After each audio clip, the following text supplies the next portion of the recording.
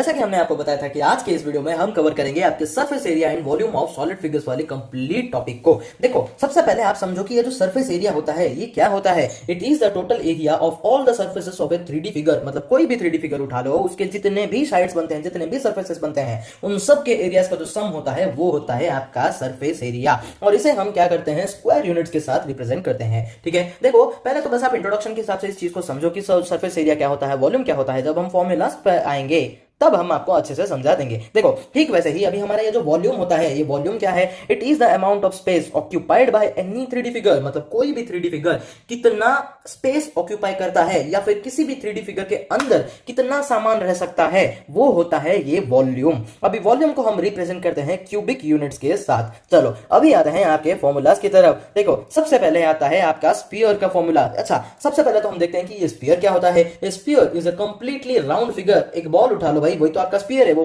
Completely round होता है। ना इसका कोई फेस होता है, ना इसका कोई एड्ज होता है, और ना ही इसका कोई वर्टेक्स या वर्टिसेस होता है। तो इसका जो सरफेस एरिया होगा, देखो सबसे पहले आपको फॉर्मूला याद रखना, मैं आपको समझा देता हूं कि आपको कैसे याद रखना है। देखो, सबसे पहले तो बताओ, ये जो स्फीयर होता है ये किसका बड़ा भाई होता है भाई, ये एक सर्कल का बड़ा भाई होता है। और आपको पता है आपका जो सर्कल है उसका एरिया फॉर्मूला क्या है, सर्कल का एरिया फॉर्मूला होता है आपका पाई आर स्क्वायर। तो अभी देखो, इसका बड़ा भाई है हमारा स्फीयर। तो अभी हम क्या करेंगे, जब स्फीयर का हम लोग सरफेस एरिया निकालेंगे तो इस सर्कल के एरिया के साथ 4 को मल्टीप्लाई कर देंगे। देखो, यहां पर सर्कल का एरिया है जो कि है आपका पाई आर स्क्वायर, उसमें 4 मल्टीप्लाई कर दो, हो गया आपका स्फीयर का एरिया फॉर्मूला, सॉरी स्फीयर का सरफेस एरिया का फॉर्मूला। अभी आता है आपका वॉल्यूम। वॉल्यूम का मतलब क्या है भाई, एक स्फीयर के अंदर कितना हमारा सामान रह सकता है या फिर एक स्फीयर कितना स्पेस ऑक्यूपाई करता है। देखो, जो वॉल्यूम होता है ना, इसका एग्जैक्ट मतलब मैं आपको समझा देता हूं। एक सर्कल पे उसके ऊपर एक और सर्कल रखो, और एक रखो, और एक रखो, ऐसे रखते जाओगे बस आप। तो अभी इसका जो फॉर्मूला है आपको क्या करना पड़ेगा, इस बेसिस पर मैं आपको समझा देता हूं। देखो, सबसे पहले आता है आपका एक सर्कल जो कि हम नीचे रखेंगे, तो इसका एरिया फॉर्मूला क्या होगा भाई,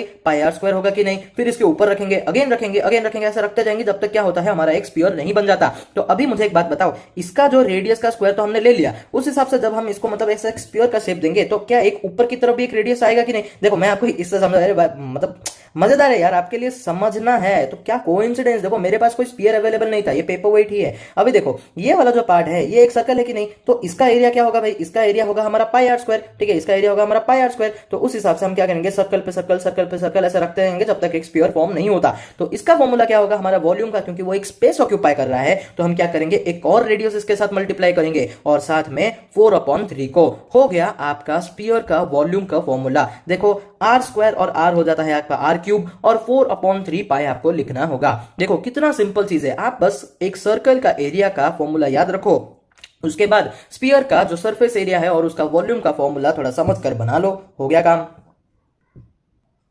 नेक्स्ट देखते हैं हमारे सिलेंडर को। देखो, एक सिलेंडर क्या होता है, ये cylinder has 2 circular faces but has no adjacent vertices. देखो यहां से देखो, ये एक सिलेंडर है, इसके 2 सर्कुलर फेसेस होते हैं कि नहीं। ये एक फेस हमारा सर्कल शेप का है और ये दूसरा वाला फेस भी हमारे सर्कल शेप का है। तो अभी जब हम इसका सरफेस एरिया निकालेंगे तब हम कैसे निकालेंगे, देखो मैं आपको फटाफट समझा देता हूं। सबसे पहले आपको सिलेंडर का जो कर्व्ड सरफेस एरिया है ना, वो आपको थोड़ा सा समझना होगा। देखो, ये कुछ कॉम्प्लिकेटेड चीज नहीं है, बहुत ही ज्यादा सिंपल चीज है, मैं आपको समझाता हूं। देखो, सबसे पहले हम क्या करेंगे, एक रेक्टेंगुलर शीट ऑफ पेपर को लेंगे। मान लो कि ये हमारा एक रेक्टेंगुलर शीट ऑफ पेपर है। ठीक है, इसको फिर मैं क्या करूंगा, ऐसे मोड़कर एक सिलेंडर का शेप दे दूंगा। ठीक है, ये एक सिलेंडर बन गया कि नहीं। हालांकि ये अभी एक हॉलो सिलेंडर है, इसमें मैं एक ऐसे सर्कुलर फेस को और इस तरफ एक सर्कुलर फेस को अगर जोड़ दूंगा तो क्या ये कंप्लीट सिलेंडर नहीं बन जाएगा, बन जाएगा ना भाई। तो अभी देखो, सबसे पहले हमको निकालना होगा क्या, इसका एरिया निकालना होगा। देखो, जब हम इसको मोड़कर ऐसे सर्कुलर शेप दे रहे हैं तो सर्कुलर शेप मतलब वहां पर आपका पाई आर तो आएगा ही आएगा। क्यों भाई, रेडियस बन रहा है ना, रेडियस बन रहा है और सर्कल है मतलब पाई तो रहेगा ही रहेगा।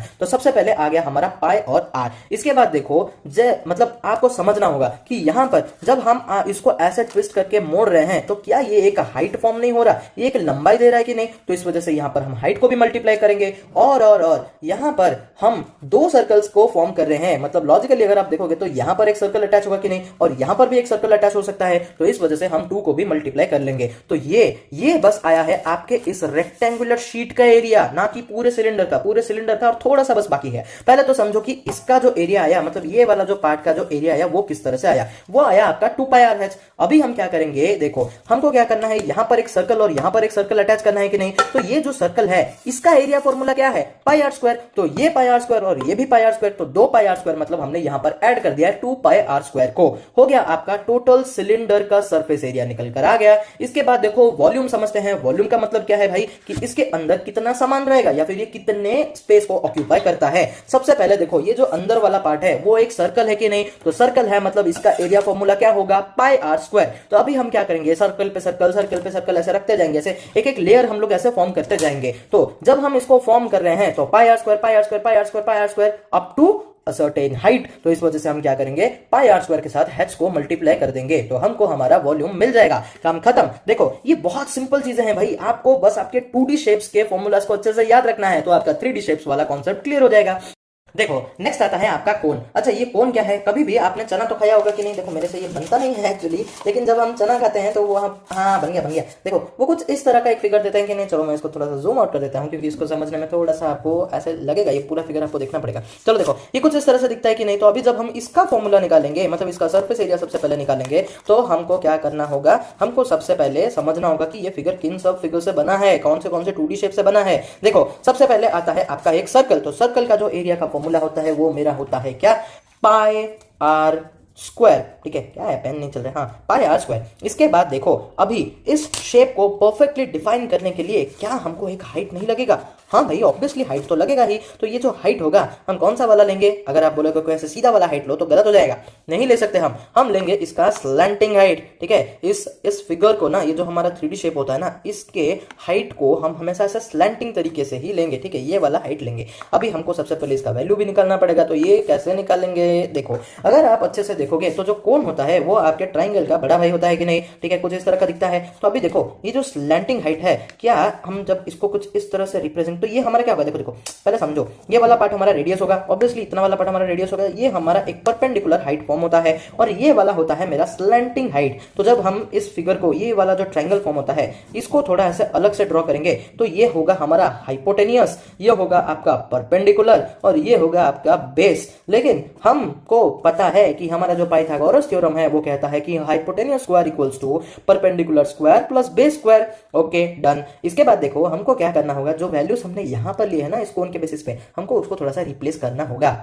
देखो यहां पर हमारा हाइपोटेनस के जगह पे क्या है, यहां पे हमारे हाइपोटेनस के जगह पे है L, जो कि है हमारा स्लैंटिंग हाइट। तो h के जगह पे आ गया L और ये स्क्वायर का स्क्वायर हो गया। फिर परपेंडिकुलर के जगह पे हमने h ले रखा है तो हम h लिख लेंगे और यहाँ पे स्क्वायर लगा देंगे। और ये जो बेस है उसके जगह पे हमारा रेडियस आ जाएगा। हो गया काम। इसके बाद देखो यहां से मैं L का वैल्यू निकाल सकता हूं जो कि आएगा मेरा √h² प्लस r²। तो अभी देखो हमको हमारा सर्कल का पता चल गया था जो कि था πr²। ठीक है, इसके बाद हम क्या करेंगे, ये जो कोण, ये जो सरफेस वाला फिगर होता है ना, ये वाला, इसका भी लेंगे जो कि होगा आपका क्या, L के जगह पर, मतलब L को ही तो मल्टीप्लाई करना था, उसके जगह पे हम डालेंगे आपका √h² और r² को।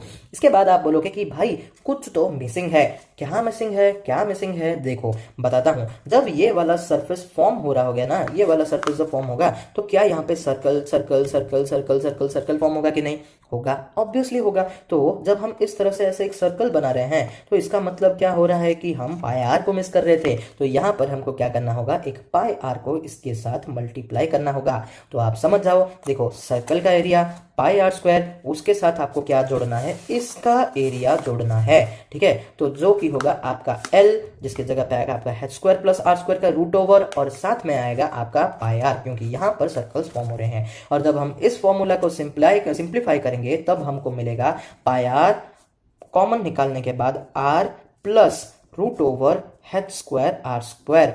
हो गया खत्म। अभी आप बोलोगे कि समझ में नहीं आएगा, देखो मैं आपको बता देता हूँ। यहाँ पर πr² था तो πr से एक r को हमने यहाँ पे रख दिया और फिर यहाँ पर जो πr मल्टीप्लाई होकर था उसको भी यहाँ पर कॉमन लेकर हमने अलग कर दिया और ये यहाँ पर आ गया। आपका कोन का सरफेस एरिया रेडी है। देखो ये थोड़ा सा कॉम्प्लिकेटेड था, अगर आपको समझ में नहीं आया तो भाई थोड़ा सा रट्टा मार लो, लेकिन मैं तो ये कहूंगा कि आप समझ कर ही फॉर्मूलाज को याद रखो, बहुत काम आएगा। ठीक है, इसके बाद आता है आपका वॉल्यूम। भाई ये वॉल्यूम क्या है, वॉल्यूम होता है हमारा क्या, जो सर्कल है इसका एरिया क्या है πr² और फिर अप टू अन हाइट, तो इस वजह से हमने हाइट मल्टीप्लाई किया और बाई 3 कर लिया। देखो ये आपको याद रखना पड़ेगा, ये बाई 3 क्यों होता है वो अगर मैं आपको समझाने जाऊं तो शायद आप क्लियर ना हो पाओ। देखो एक्चुअल में एक जो कोन होता है ना वो आपके एक सिलेंडर का एक पार्ट होता है, तो लॉजिकली क्या होता है ये इसका 1/3 पार्ट होता है। देखो यहाँ पे 1 2 3 पार्ट बन गए, उनमें से एक है तो इसलिए ये 1/3 है, तो इस वजह से हम यहाँ पर 1/3 लगाते हैं। ठीक है, चलो हो गया काम। इसके बाद आता है आपका क्यूबॉइड। भाई ये क्यूबॉइड क्या है, क्यूबॉइड क्या है? क्यूबॉइड एक रेक्टेंगल का बड़ा भाई होता है। तो क्यूबॉइड को देखो, क्यूबॉइड को हम कैसे समझते हैं कि इसका 6 फेसेस होता है जो कि सारे के सारे रेक्टेंगुलर होते हैं, 8 वर्टिसेस होते हैं और इसके 12 एजेस होते हैं। अगर आपको नहीं पता तो मैं आपको बता दूं, देखो ये एक रेक्टेंगल है, ये एक रेक्टेंगल है, ये भी रेक्टेंगल, ये भी रेक्टेंगल और ये भी एक रेक्टेंगल है, तो 6 रेक्टेंगल यानी कि 6 फेसेस और फिर 8 वर्टिसेस, मतलब देखो 1 2 3 4 5 6 7 8 वर्टिसेस हो गए और फिर 12 एजेस होते हैं, 1 2 3 4 5 6 7 8 9 10 11 12 ऐसे है। ठीक है, तो 12 एजेस है। इसके बाद देखो अभी आपको क्यूबॉइड का जब आपको फॉर्मूला लेना है ना तब आपको याद रखना है आपके रेक्टेंगुलर के एरिया को। क्यों भाई? क्योंकि रेक्टेंगल का बड़ा भाई है कि नहीं, तो रेक्टेंगल का जो एरिया होता है वो होता है मेरा L × B। डन। अभी देखो कितना सिंपल है ये क्यूबॉइड का फॉर्मूला। अभी देखो यहाँ पर ये वाला पार्ट एक रेक्टेंगल है कि नहीं, तो इसको हम L ले लेते हैं। चलो हम यहाँ पर देखो मैंने कुछ चीजें यहाँ पर लिख रखा है, सॉरी वीडियो शेक हो गया। देखो हमने यहाँ पर कुछ ले रखा है ऑलरेडी, तो ये वाला जो है ये मेरा L है। ठीक है, इसको हमने हाइट ले रखा है, तो ये हो जाएगा हमारा क्या, ब्रेड्थ। Okay done. अभी देखो जब मैं इस रेक्टेंगल का फॉर्मूला निकालूंगा तो क्या ये L × H होगा कि नहीं होगा? क्या है भाई, लेंथ मल्टीप्लाई ब्रेड्थ ही तो करना है रेक्टेंगल का, तो यहाँ पे ब्रेड्थ की जगह पे हाइट है तो हमने हाइट मल्टीप्लाई कर दिया। ठीक उस तरह से अभी देखो ये वाला हमारा बी था कि नहीं, हमने यहाँ पर इसको बी ले रखा था ना, तो ये भी आपका बी ही होगा कि नहीं, ये वाला साइड। तो यहाँ पे ये लेंथ है तो लेंथ मल्टीप्लाई ब्रेड्थ इसका फॉर्मूला, और इसका फॉर्मूला होगा आपका बी × H। तो समझो हमने क्या क्या लिया, एक लिया हमने L × H, एक लिया हमने LB और एक लिया हमने BH। तो अभी अगर आप देखोगे तो इससे ही आपका फॉर्मूला बन गया, ये LH है तो इसका जो अपोजिट साइड है ये वाला, ये भी तो LH होगा, तो हमारा क्या है 2 LH है यहाँ पर। वैसे ही ये वाला जो आपका LB है तो इसका जो अपोजिट साइड होगा ये भी तो LB होगा, तो 2 LB आ गए। ठीक उस तरह से ये अगर BH है तो इसका अपोजिट साइड भी BH होगा, तो इस हिसाब से हमारा 2 BH आ गया। तो ये 2 रेक्टेंगल LH वाले, 2 रेक्टेंगल हमारे LB वाले और 2 रेक्टेंगल हमारे BH वाले, इन सब को आप आपस में जोड़ दो। तो जोड़ने से पहले हम क्या करेंगे, इन सब में से 2 को कॉमन निकालेंगे, तो आपका जो मतलब सरफेस एरिया ऑफ क्यूबॉइड है वो आपको मिल जाएगा, जो कि है आपका 2 × LB + LH + BH, या फिर LH + LB + BH लिखो, कोई बात नहीं, एडिशन ही तो आगे पीछे होने से चलता है। इसके बाद आता है आपका वॉल्यूम ऑफ क्यूबॉइड। भाई ये वॉल्यूम क्या है, वॉल्यूम मतलब इसके अंदर कितना स्पेस ये ऑक्यूपाई कर सकता है, कितना सामान इसके अंदर रह सकता है, यही होता है आपका वॉल्यूम। तो अभी देखो इसके अंदर एक्चुअल में कुछ है, मम्मी का आइटम है, उनको इतना नहीं पता, हमने लिख भी दिया है यहाँ पर, हो सकता है कि डांट भी पड़ जाए, छोड़ो। देखो अभी हम देखते हैं कि ये जो क्यूबॉइड है इसके अंदर कितना स्पेस ऑक्यूपाई हो सकता है। देखो आप समझो हमने इसको क्या लिया था, ये इसका जो एरिया आया था वो क्या आया था भाई, वो आया था आपका BH। ठीक है, तो BH BH BH BH ऐसे हम ऐड करते करते इसके ऊपर रखते जाएंगे up to what, up to 1 height की नहीं, तो इस वजह से BH के साथ आपको क्या करना पड़ेगा, एक हाइट को मल्टीप्लाई करना होगा। तो ये वाला क्या था आपका L था कि नहीं। देखो देखो समझो, मैं आपको समझाता हूँ, देखो बहुत ईजी चीज़ है यार। एक रेक्टेंगल ले लो, ये लेंथ है, ये ब्रेड्थ है, उसके ऊपर एक और रेक्टेंगल रखो, और एक रखो, और एक रखो, और एक रखो, ऐसे रखते जाओगे up to what, up to a height, right. तो इस वजह से हमारा जो क्यूबॉइड का वॉल्यूम बनेगा होगा L × B × H, क्योंकि वॉल्यूम होता है, देखो जो नीचे, देखो मैं आपको फिर से बता देता हूँ, जो भी आपका नीचे शेप रहता है उसके साथ उसके एरिया के साथ आप हाइट को मल्टीप्लाई कर दो। अभी सिलेंडर के केस में भी तो वैसा ही था, ये क्या था, ये आपका सर्कल था, इसका एरिया क्या था भाई πr² था, इसके साथ हमने क्या किया, एक हाइट को मल्टीप्लाई कर दिया, हो गया आपका वॉल्यूम रेडी। ठीक उसी तरह से क्यूबॉइड के केस में भी वैसा किया, जो नीचे शेप है जो कि एक रेक्टेंगल है उसका एरिया क्या है L × B, उसके साथ हम क्या करेंगे, एक हाइट को मल्टीप्लाई कर देंगे, तो आपको इस क्यूबॉइड का भी वॉल्यूम मिल जाएगा। ठीक है, देखो फाइनली आता है आपका क्यूब। यहाँ पे मैंने एक्चुअल में लिखा नहीं था, उसके लिए आई एम रियली सॉरी। देखो क्यूब जो होता है वो हमारे स्क्वायर का बड़ा भाई होता है। क्यों? क्योंकि इसके सारे साइड्स क्या होते हैं, इक्वल होते हैं, सब के सब। जो 6 फेसेस है ना, जैसे कि हमारे क्यूबॉइड में 6 फेसेस थे कि नहीं, तो इसके 6 फेसेस रेक्टेंगुलर शेप के थे, लेकिन हमारा जो क्यूब होता है उसका जो 6 फेसेस होता है वो हमारा क्या होता है, स्क्वायर शेप का होता है। तो अभी देखो आप बताओ, इसका जब हम टोटल सरफेस एरिया निकालने के लिए जाएंगे तो हमको क्या करना होगा, सबसे पहले हमको ध्यान रखना होगा स्क्वायर का एरिया। स्क्वायर का एरिया क्या है भाई, साइड मल्टीप्लाई साइड, या तो फिर A × A, या फिर A² लिख दो, जो भी लिख सकते हो आप लिख सकते हो। अभी देखो मैं आपको इस चीज से इसको समझा देता हूं। मान लो कि ये हमारा एक क्या है, क्यूब है, ठीक है, है नहीं, हालांकि क्यूबॉइड ही है ये, फिर भी समझ लो थोड़ा थोड़ा दिखता है क्यूब जैसा। तो अभी देखो ये वाला जो स्क्वायर है, इसका ये जो स्क्वायर है इसका एरिया क्या आएगा, ए स्क्वायर आएगा कि नहीं, ठीक है। तो ये भी ए स्क्वायर आएगा क्योंकि सारे साइड्स तो इक्वल है ना, अगर ये ए है ये भी ए है और ये भी ए है, तो इस वजह से सारे के सारे साइड्स इक्वल होंगे। तो इसका एरिया हो गया ए स्क्वायर, इसका हो गया ए स्क्वायर, इसका हो गया ए स्क्वायर, तो सारे के सारे ए स्क्वायर ही है। तो टोटल हमारे कितने फेसेस हैं, 1 2 3 4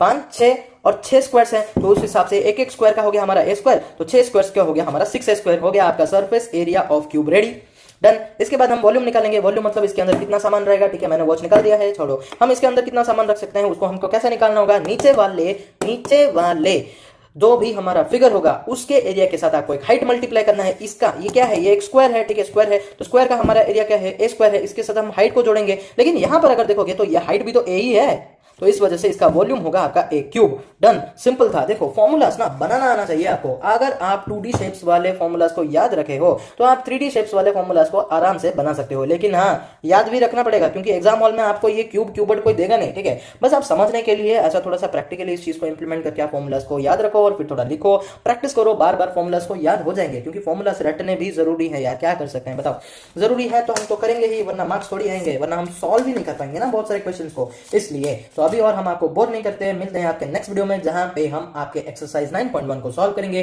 तब तक आप please please please 2D shapes और 3D शेप्स के जितने भी फॉर्मूला से एरिया, पेरीमीटर, हमारा सरफेस एरिया और हमारा वॉल्यूम, इन सबको अच्छे से याद रख लो। मिलते हैं आपके नेक्स्ट वीडियो में, तब तक के लिए बाय बाय, टेक केयर।